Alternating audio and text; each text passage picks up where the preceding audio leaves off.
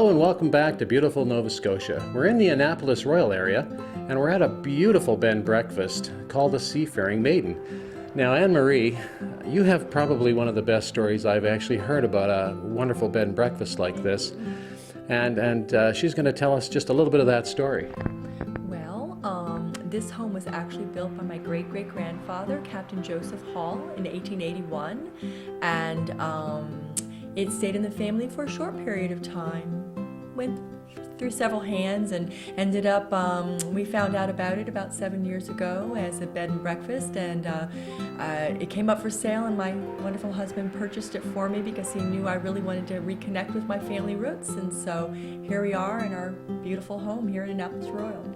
And that it certainly is, and as we're talking, I know you're seeing pictures of what a wonderful facility this is. Now, I know it didn't start off that way. I know there was a lot of restoration that had to take place, and Bill, I hear from Anne-Marie that you were sort of the captain of the reconstruction. So what kind of work did it take? What did you do to this old house? Well, sure, Richard. You know, really, the house was sound.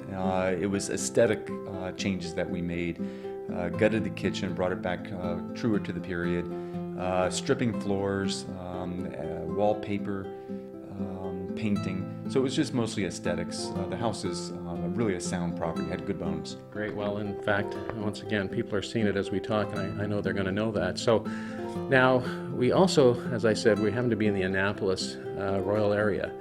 And I know there's a lot of things that go on here. So I'm going to kind of pass it to you, Anne-Marie. Maybe you can tell us a little bit about the things that somebody could do once they've arrived at your beautiful home. Sure. Well, there's an awful lot to do, all the way from ancestral research like Mother and I did.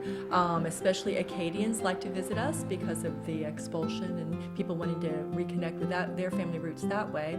But outdoor recreation, kayaking, fishing, whale watching, wonderful food. Seafood is our claim to fame, especially the Digby scallops and lobster, and that kind of stuff. Yep. Great, wonderful. So I guess one last thing, Bill, maybe you can tell us about how many rooms you have, how long you're open, is it a year-round facility? Sure, Richard. Yes, we are. We're open year-round. We have 3 bedrooms. Each of them all have private and ensuite baths. And meets everybody's needs. We have everything from the young family to the retirees coming to visit and vacation with us.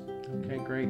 And just for the rest of you, and you'll probably see this as well in the video, but we have an incredible river view right out the front window here, so we'll make sure we take a shot of that so everybody can see it.